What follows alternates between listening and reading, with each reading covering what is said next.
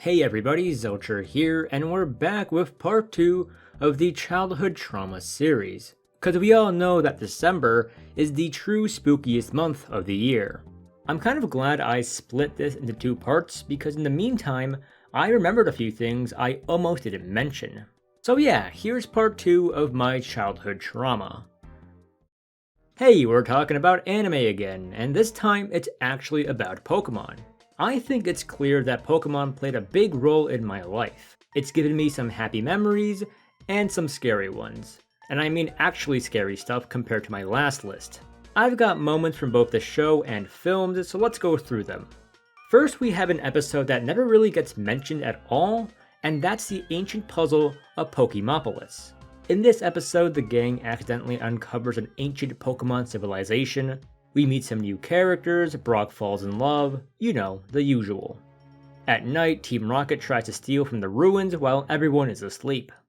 Arbok comes back holding a black orb which consumes both it and Team Rocket. The next day, the rest of the archaeology team is consumed too. This causes the orb to form into a giant Gengar. This sounds strange, but this is the thing that scared me the most. I'll get into it a bit later, so let's go through the rest of the episode. The Gengar starts moving towards Pallet Town, destroying everything in its path. Pidgeotto and Onix try to stop it, but they too get consumed. It should be noted that anyone consumed by Gengar gets stuck in an orb inside it. Soon, one of the archaeologists summons a giant Alakazam by accident because of course that would happen. They start to fight, with the implication being that their battle will end the world. So pretty big stakes here. The gang then has a 1000 IQ plan to have Jigglypuff sing them to sleep. And of course, it doesn't work.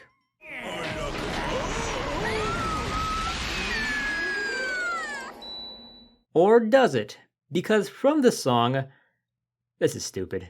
Because from the song, a giant ancient Jigglypuff is summoned, and it starts to sing in a haunting voice.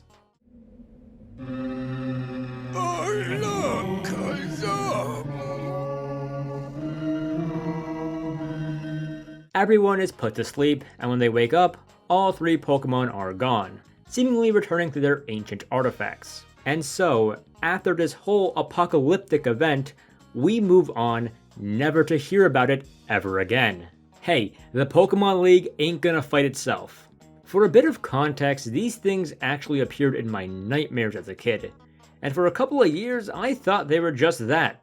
Nightmares. I thought I saw the Island of the Giant Pokemon episode one too many times and had some weird fever dream about it.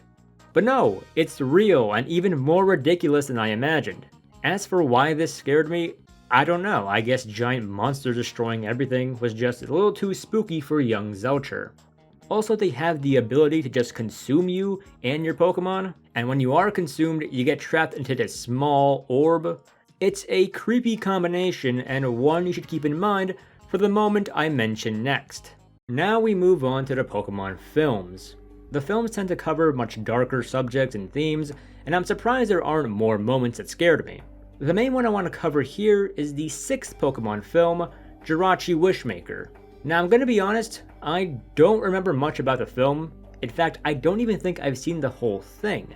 I think I've only ever seen the last half, maybe even just the last act of this thing. But that was definitely enough to scare me. From my understanding of this film, basically this magician named Butler wants to resurrect a new version of Groudon. And to do so, he needs the energy from a newly discovered Jirachi, which has become friends with Max. Surprise, surprise, he succeeds and creates what many refer to as Virus Groudon. I don't think I have to explain why this one is scary, just look at how it resurrects.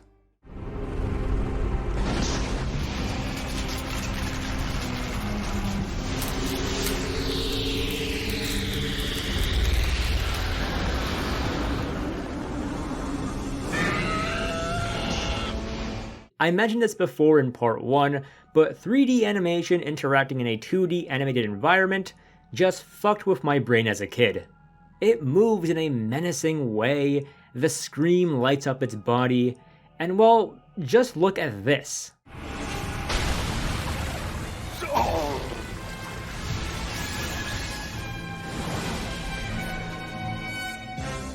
Yeah, it's another one of those eat you alive Pokemon.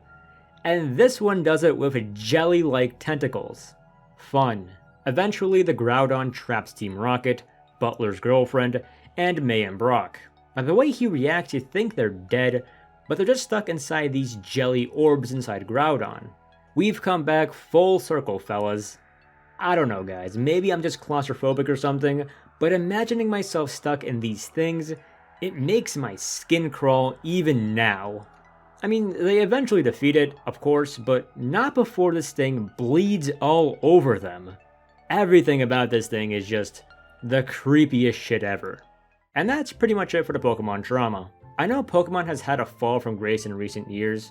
The most fun I've had with the series was all the way back in the Unova region, but undeniably this series holds a special place in my heart, and it was fun to reminisce on fond memories and scary ones too.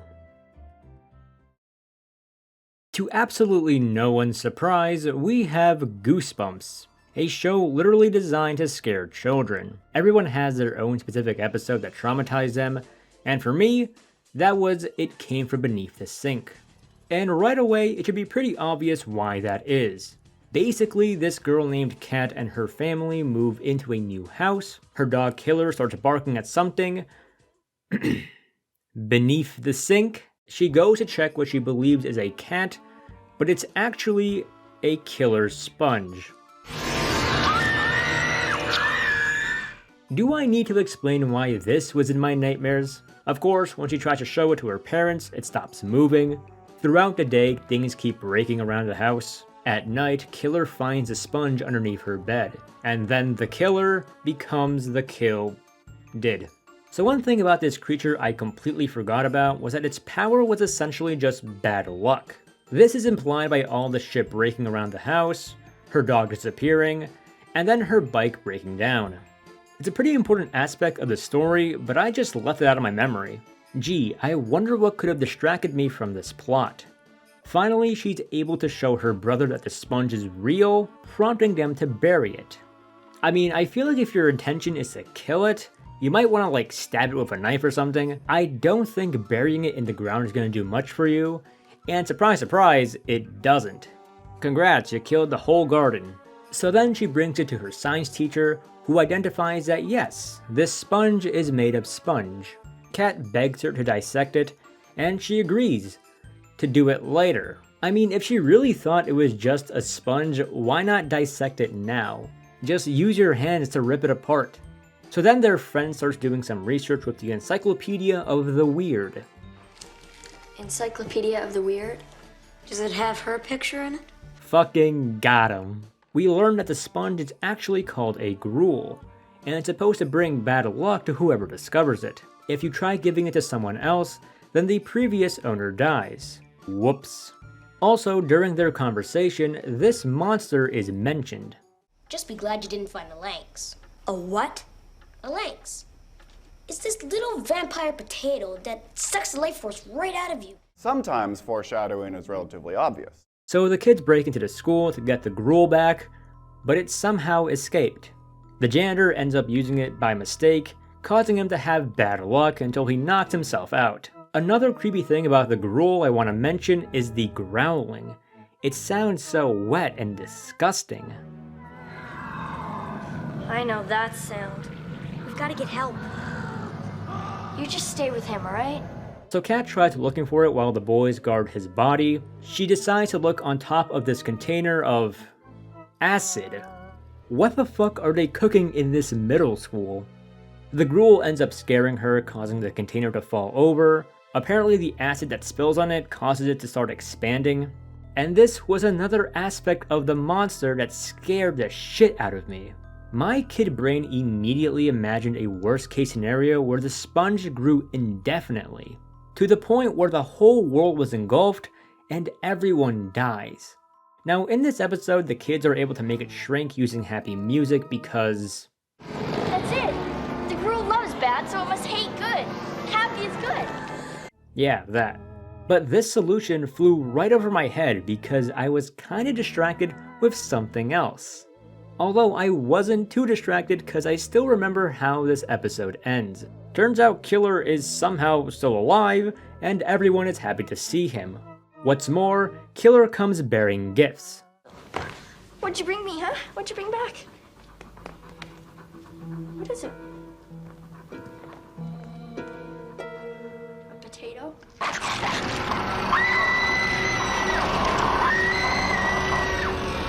Thank you, R.L. Stein. Okay, I'll admit this next topic is kind of cheating since I definitely should not have been watching this as a kid. But I think the history of it is kind of interesting and I can't see myself ever talking about it if not for this video. So, Robot Chicken. This show's whole shtick is basically trying to ruin your childhood. Sometimes they hit and sometimes they miss. Actually, they tend to miss a lot, but this particular segment was a hit in my opinion. In Season 2 of Robot Chicken, an episode titled Veggies for Sloth ended with a skit centered around Archie and Final Destination. You may not know this, but I'm a huge Final Destination fan. Where most people fell in love with Mary Elizabeth Winstead in Scott Pilgrim, I, a cultured man, fell in love with her in Final Destination 3. However, I actually saw this episode way before I became interested in that series. And no, I don't think I've even read a single page of Archie, so I have no idea why this skit stuck with me so much. The skit involves Archie having a premonition of death, him and his pals escape the bus, which promptly gets destroyed by an alien from War of the Worlds. Because pop culture references are this show's bread and butter. Eventually, everyone is killed off one by one, in a similar way to characters dying in the original film. Jughead's death mimics Todd's, Betty mimics Terry's, and the teacher mimics a teacher. Sort of. The Grim Reaper then kills Archie and whoever this guy is, and the episode ends with Veronica as the only survivor. I remember this being a lot more violent than it actually is.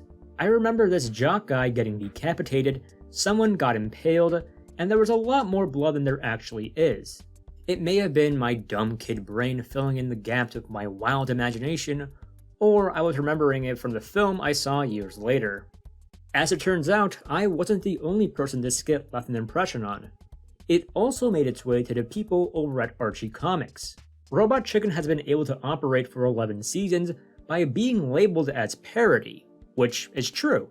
Like them or hate them, they completely transform the properties they use. That may be widely accepted now, but not all the way back in Season 2. Archie Comics created copyright issues for the series, which forced them to remove the segment from airing on TV or on their DVD release. The segment essentially became lost media for 4 years, until the 5th season DVD had it under special features.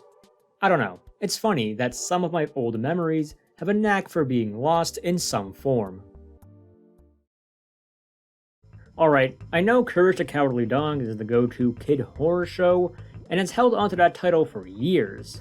But one show that definitely goes underappreciated is The Marvelous Misadventures of Flapjack.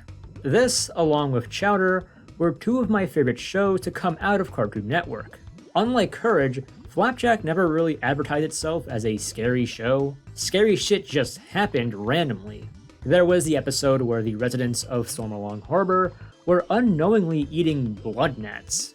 The Candy Wife always creeped me out, another example of 3D animation in a 2D show scaring young Zelcher. Then there's the Comb episode where Flapjack has a nightmare about meeting the Comb Stranger. Oh, this is too much! You'll need it to get the bugs out of your hair.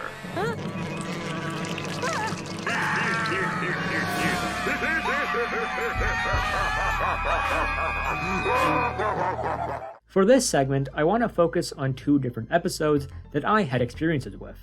There's the episode Oh You Animal, where Flapjack is taken to an orphanage. Captain Knuckles fails to get him out of there, forcing Bubby to do it herself. As she makes her way to the orphanage, the ground starts to shake, scaring everyone inside. And then this happens.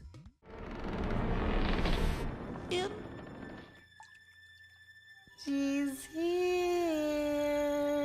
This is like the only scary thing in this episode. The rest plays out normally with Flapjack returning to his family. I remember seeing this late at night, or late for a kid anyways, and I told myself I'd watch one more episode of Flapjack before going to bed. It just happened to be this one, and that scene gave me nightmares. It's been stuck in my head for so many years, and randomly I'll just remember it while doing some innocuous thing.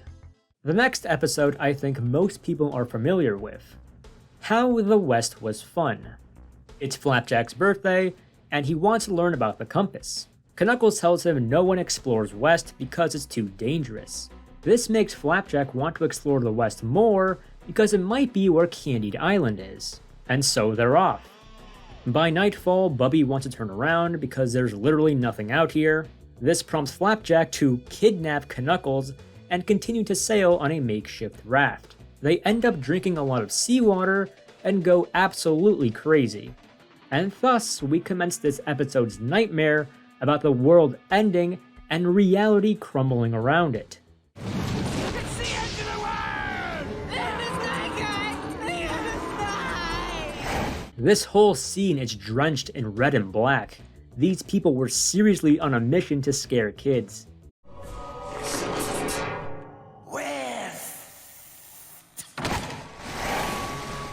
Eventually, Bubby finds them, takes them to the ports, and everything is fine.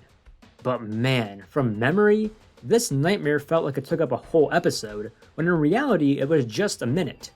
I brought this up last time and I'm gonna do it again, but this sequence reminds me a bit of Cat Soup. They both deal with the concept of reality crumbling around you, as well as interacting with the sea. To be honest, this might have been my introduction to surrealist media. As a kid, this shit terrified me, but as an adult, it's fascinating. And just look where I am now.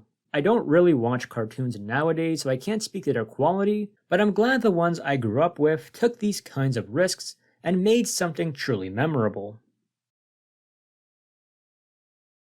There's no good way of introducing this, but we're gonna talk about Shrek here. Not just any Shrek film though, we're gonna talk about the third Shrek film, considered by many to be the worst one. Embarrassingly enough, this is the one I saw the most out of any of the films. And looking back now, I can say, yeah, this one fucking sucks. The animation is piss poor compared to the other films. It's so disorganized and paced so slowly. The humor is almost like a parody of what Shrek is supposed to be, but no, it's a real entry. Obviously, the entirety of Shrek the Third did not scare me. It was just one sequence. A sequence aptly titled Shrek's Nightmare. At this point in the film, Shrek has his doubts about being a father, so naturally his nightmare is baby related. The babies themselves look fucking creepy, they vomit everywhere, and they even flood the house. But none of that is what really scared me, not even close. What actually traumatized me was the fake out wake up scene. Shrek screams, looks over to his friends, and they too have baby ogre faces. Donkey! Donkey! Wake up! Dada! I know, out of anything you'll see in these two parts, this has to be the stupidest one. But when I was a kid, this shit scared me so bad that I would always find an excuse to leave the room before I had to see it. I'm dead serious. I have not seen this scene in its entirety since like the first time I've ever seen the movie. Upon revisiting the scene for this video, I did not remember this close-up being a part of it at all. This shot alone was enough to make me shit my pants. What can I say? I was a dumb kid. Alright, don't hate me guys, but I'm gonna split this one more time. You see, while everything in this series has scared me and given me nightmares as a kid, there's only one thing I can say has truly traumatized me. It's one scene from a film I definitely should not have been watching. That scene has played out in my head for well over a decade at this point. Just a year before I started the channel, I found out what the film was. And very recently, I decided to sit down and watch it. And I think it deserves its own analysis in a separate video. It's a super interesting film and not one that I see people talk about very often. So bear with me while I work on that. I don't know when that will release, so definitely click the bell to get your notifications. And while we're here, I might as well shout out the Patreon. If you want to help support my videos, head over to the Patreon where you can get some exclusive content, which I can start working on again now that finals are over.